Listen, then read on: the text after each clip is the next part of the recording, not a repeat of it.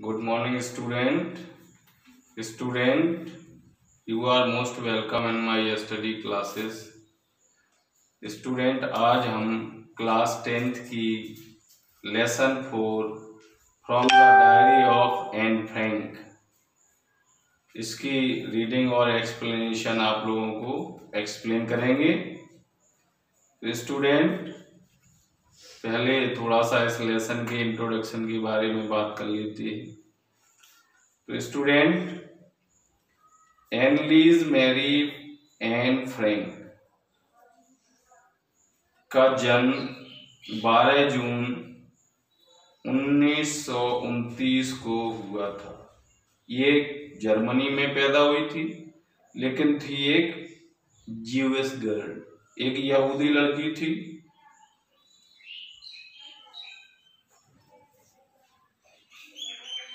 तो स्टूडेंट,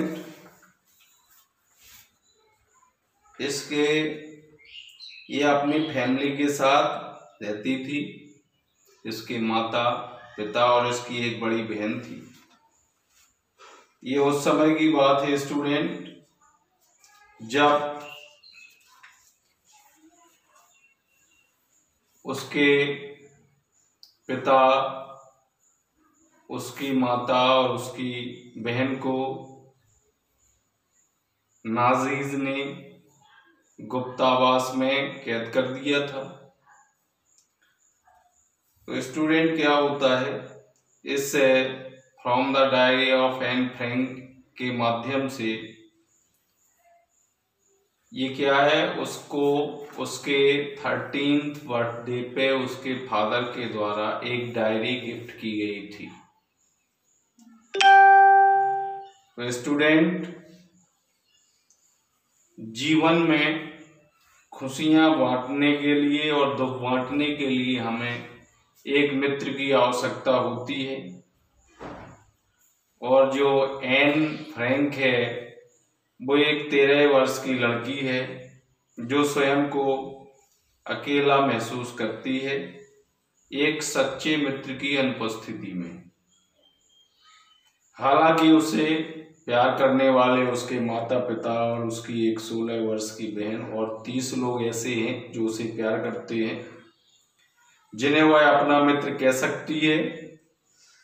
उनके साथ अच्छा समय व्यतीत करती है, लेकिन फिर भी अपने दिल की बातें वह उनसे नहीं कह सकती है। और अंत में वह निश्चय करती है कि एक डायरी को वह अपना सच्चा मित्र बनाएगी और इसे वह किटी कह करके बुलाती है। एन एक सच्चा चरित्र है। 1927 में जब एन के पिता ने अपनी बेटी के डायरी के कुछ पन्नों को छपवाया तो लोग आश्चर्य में पड़ गए। यह द्वितीय युद्ध के आसपास यूरोप में यहूदियों की शोचनीय दशा को दर्शाता है और उसका एक दस्तावेज भी है। जर्मनी में हिटलर की क्रूर नाजी प्रशासन में यहूदियों के साथ बर्बरता का व्यवहार होता। उन्हें कोई व्यापार न करने दिया जाता, ना ही उनके बच्चों को स्कूल भेजने की आज्ञा थी। और यही कारण से यहूदी लोग भाग करके होलैंड में आकर के बस गए थे। उनमें एक परिवार था एन फ्रैंक का भी। और जो सेकेंड वर्ल्ड वॉर था, उसमें जब जर्मनी ने होलैंड पर आक्रमण किया तो लगभग यहूदियों को कैद करके जर्मन ले जाया गया। कुछ यहूदी होलैंड में ही छिप करके रह गए, जिनमें से एक एन का परिवार था। एन के छिपने से कुछ दिन पहले ही उसने डायरी लिखना प्रारंभ किया था और उसने अपने स्कूल के दिनों का वृतांत अपनी इस डायरी में लिखा है। बाद में उसने अपने गुप्तावास दिनों का, प्रतिदिन का खाना पीना, झगड़ना, प्यार मोहब्बत और कठिनाइयों के बारे में भी लिखा है। कौन जानता था कि एक छोटी सी लड़की की अनजाने में लिखी निजी डायरी इतना महत्वपूर्ण दस्तावेज बन जाएगी और उसे स्वयं को इतना प्रसिद्ध कर देगी। तो स्टूडेंट, आप लोग अपनी बुक को पेज नंबर 50 पर ओपन कर लीजिए। मैं इसकी रीडिंग एक्सप्लेनेशन आप लोगों को कर रहा हूं। Writing in a diary is really strange experience for someone like me.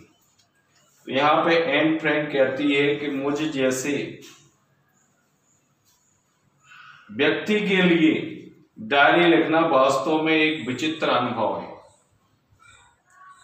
Not only because I have never written anything before। वो कहती है कि इसके पहले उसने कुछ भी नहीं लिखा है, but also because it seems to me that later on neither I nor anyone else will be interested in the musings। और वो कहती है कि ऐसा उसे इसलिए भी प्रतीत होता है कि ना तो मैं स्वयं और ना कोई और जो व्यक्ति केवल एक 13 वर्ष की लड़की के विचारों में रुचि रखेगा। Oh well, it does not matter। I feel like writing and I have even greater need to get all kinds of things off my chest। और वो कहती है कि ठीक है, इस बात का कोई महत्व नहीं है, मैं लिखना चाहती हूँ और मुझे इससे भी अधिक आवश्यकता है अपनी छाती का बोझ हल्का करने की। Paper has more patience than people। I thought of this saying on one of those days when I was feeling a little depressed and was sitting at home with my chin in my hands। तो वो कहती है कि कागज में मनुष्यों से अधिक सहनशीलता होती है। मैंने इस कथन के बारे में उन दिनों सोचा था जब मैं थोड़ी उदासी अनुभव कर रही थी, उदासी महसूस कर रही थी तथा अपने हाथों से अपनी टोड़ी को पकड़े हुए घर पर बैठी हुई थी।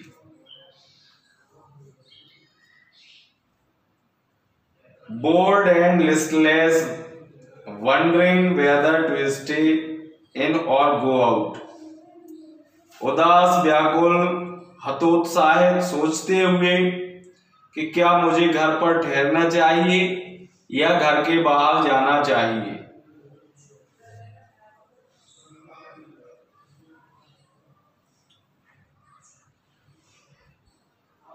I finally stayed where I was brooding।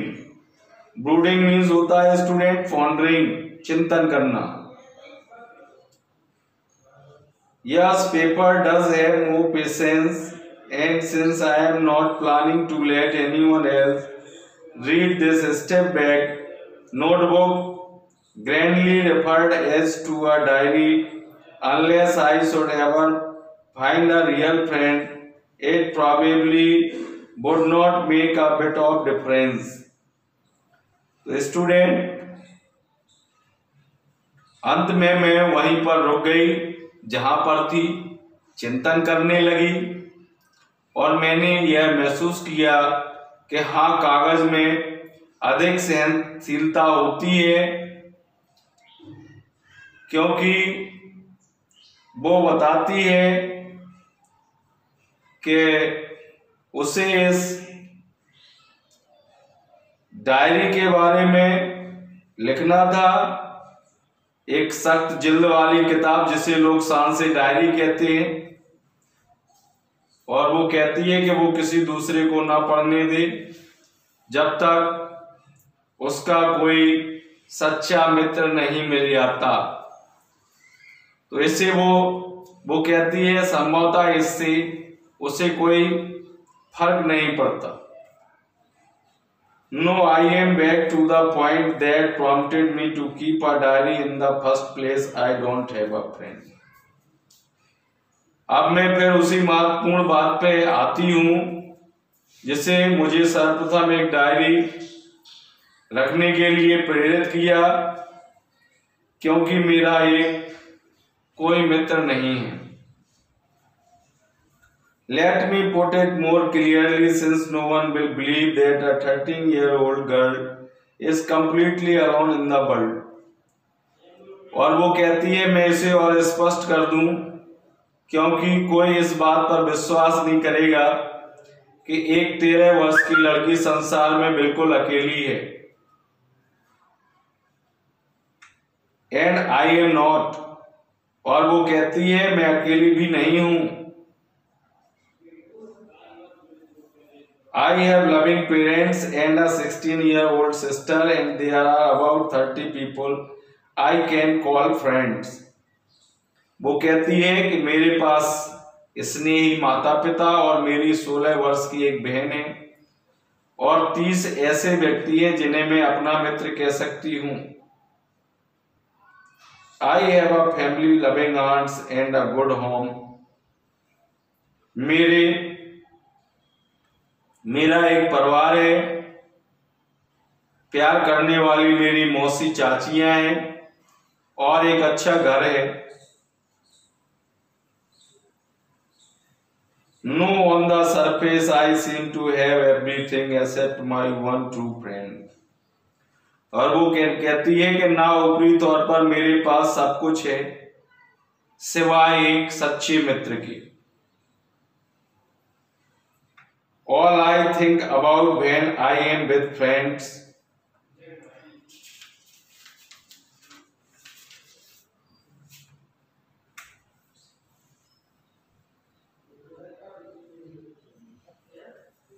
देखिए स्टूडेंट,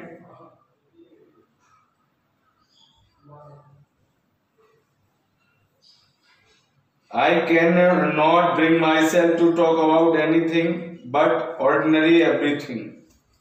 तो वो कहती है कि जब मैं अपने मित्रों के साथ होती हूँ तो केवल मित्रों के साथ मौज मस्ती के बारे में ही सोचती हूँ। We don't seem to be able to get any closer, and that's the problem. और वो कहती है कि जब हम एक दूसरे के पास नहीं होते हैं, साधारणतया प्रतिदिन बातों के अतिरिक्त हम लोगों के पास कुछ नहीं होता है और हम अपनी पास नहीं होते हैं तो आत्मीयता नहीं दिखाते हैं और शायद यही समस्या है। Maybe it is my fault that we don't confide in each other. और वो कहती है कि शायद यही मेरा दोष है कि हम एक दूसरे को अपना भेद नहीं बता सकते। In any case, that is just how things are, and unfortunately they are not liable to change. और इसके बाद वो बताती है कि फिर यही स्थिति है कि उसे दुर्भाग्यवश इसके बदलने की संभावना नहीं है।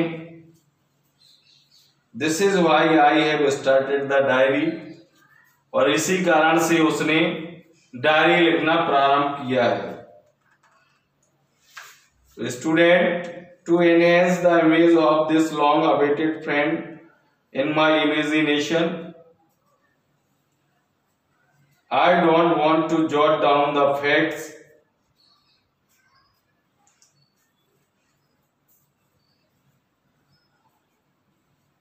in this diary that most people would do, but I want the diary to be my friend and I am going to call this friend Kitty.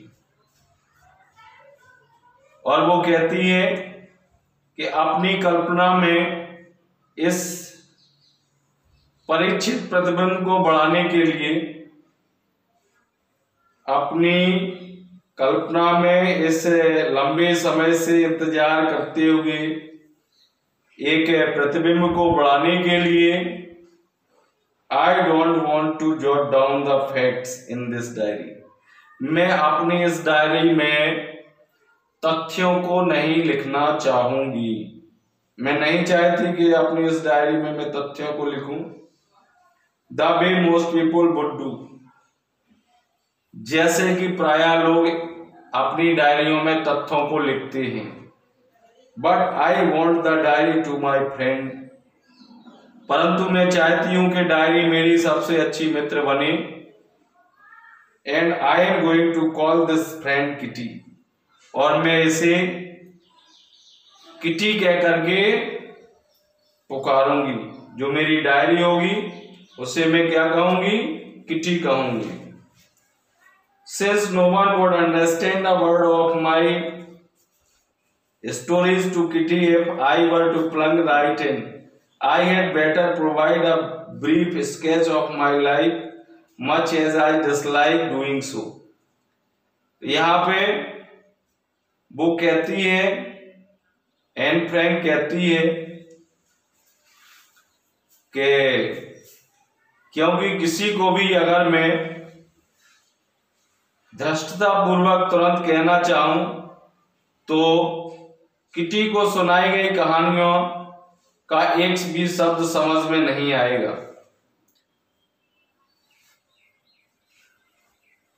इसलिए मैं ना चाहते हुए भी चाहूंगी कि अपने जीवन का संक्षिप्त चित्रण प्रदान कर दूं।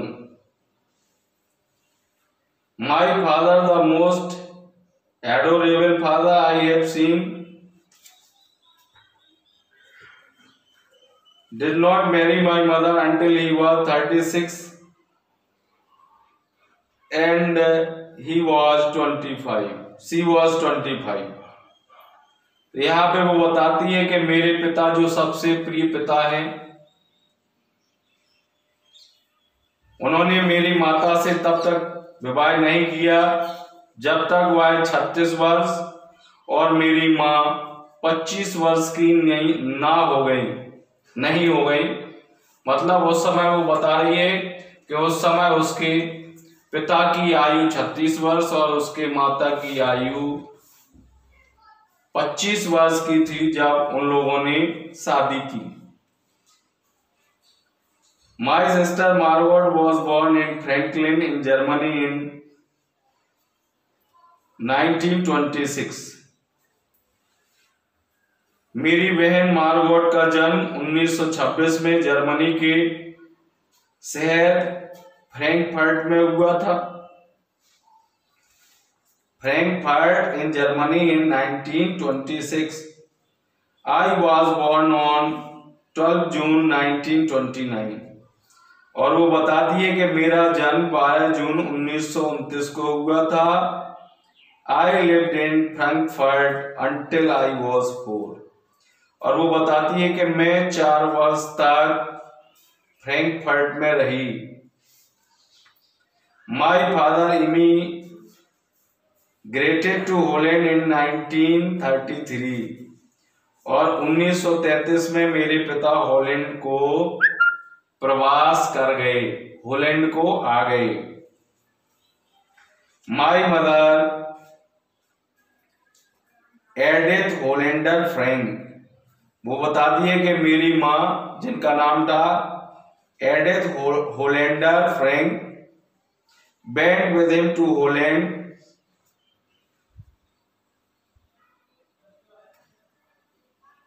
at September, while Margot and I were sent to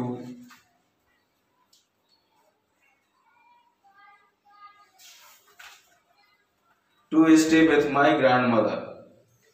तो वो बताती है कि मेरे माता पिता सितंबर में हॉलैंड के लिए चले गए, लेकिन मार्गोट, उसकी जो सिस्टर थी, Elder sister, who was 16 years old, और मैं अपनी दादी के साथ आचन में चली गई। आचन एक स्थान का नाम है। विद आवर ग्रैंडमदर, हमारी दादी माँ के साथ रहने के लिए आचन चली गई। Margot went at Holland in December, Margot दिसंबर में होलैंड चली गई। एंड आई फॉलोड इन फरवरी, और मैंने फरवरी में उसका अनुसरण किया। Then I was plunked down on the table as a birthday present for Margot, और जब मुझे उसके जन्मदिन पर उपहार स्वरूप मेज पर पटक दिया गया। I started right away at the Montessori nursery school, मैंने तुरंत ही मोंटेसरी स्कूल में नर्सरी में पढ़ाई प्रारंभ कर दी। I stayed there until I was 6, और मैं वहां पर तब तक ठहरी जब तक मैं कक्षा 6 में नहीं पहुंच गई। At which time started in the first form, और वो बताती है कि वहां मैंने अपनी पढ़ाई कक्षा 1 से ही प्रारंभ की थी। In the 6th form my teacher was Mrs. Kupresh, और कक्षा 6 में मेरी जो अध्यापिका थी उनका नाम था श्रीमती कुपरस, द हेड मिस्ट्रेस, वही वहां की प्रधान अध्यापिका थी। At the end of the year we were both in tears, और वो बताती है कि इस वर्ष के अंत में हम दोनों की आंखों में आंसू थे। As we said a heart-breaking farewell, चूंकि हम एक दूसरे को हृदय विदारक विदाई हमने एक दूसरे को दी। In the summer of 1941, Grandma fell ill and had to have an operation, so my birthday passed with little celebration, और वो बताती है कि 1941 की गर्मियों में उसकी दादी माँ बीमार पड़ गई और उनका एक ऑपरेशन हुआ, ऑपरेशन कराना पड़ा, इसलिए वो जो मेरा जन्मदिन था वो बिना किसी समारोह के ही बीत गया, यानी उसका जन्मदिन नहीं मनाया गया। ग्रैंडमा डाइड इन जनवरी 1942, और उसकी दादी माँ 1942 में उनका निधन हो गया। No one knows how often I think of her, वो कहती है कि कोई भी नहीं जानता कि मैं अक्सर अपनी दादी माँ को कितना याद करती हूँ। एंड स्टिल लव हर, और अब भी मैं अपनी दादी माँ को प्यार करती हूँ। This birthday celebration in 1942 was intended to make up for the other, और वो बताती है कि 1942 का जन्मदिन पहले जन्म दिवस को मनाने की कमी को पूरा करने के उद्देश्य से मनाया गया था। And grandma's candle was lit along with the rest, और वो बताती है कि अन्य मोमबत्तियों के साथ दादी माँ की मोमबत्ती भी जलाई गई थी। The 4 of us are still doing well, वो बताती है कि हम चारों का जो स्वास्थ्य था वो अभी भी ठीक ठाक था। And that brings to me the present date of 20 June 1942, और इसके साथ ही मैं आज की तारीख 20 जून 1942 पर आती हूँ।